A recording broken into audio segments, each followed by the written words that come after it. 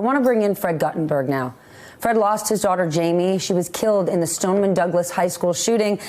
Fred has become an activist, speaking about taking action around gun safety since he lost his daughter, Jaime. Just a few weeks ago, he penned an op-ed titled, "Trump, McConnell, nearly 2,000 kids died since you blocked gun safety legislation.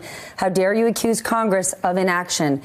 Fred, you have been fighting for gun safety for the last 2 years, and here we are this morning talking about another shooting, this time in your home state. What's your initial reaction?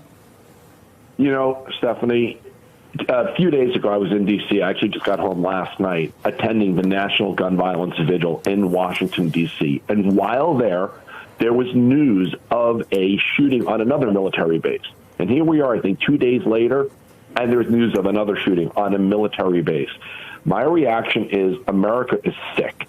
And until we deal with this sickness, which allows this overwhelming abundance of weapons on our streets in the hands of people who intend to kill without taking any serious effort to do anything about it, this is going to keep happening. And what frightens me, Stephanie, is we're now watching two military bases this week where where you have armed guards all over the place, and yet you still have armed shooters killing. We're now talking about putting more armed guards in schools, in places of worship. Armed guards are not stopping these shootings. They're not.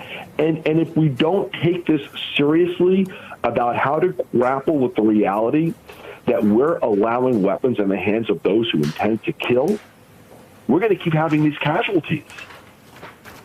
So what is your message to lawmakers right now? I mean, you live in the state of Florida where we're seeing this happen time and again. Yeah, and without knowing all the details yet of what happened here and not being as familiar with all the laws around military bases, my message to lawmakers in general is get off your asses. It's enough. There's so many things that can be done, very practical, pragmatic things that will save lives. And you watch what happens right now, for example, in Washington, D.C., with Mitch McConnell and the president, playing this little dance that keeps them from doing anything at all, while the people who serve this country are now dying.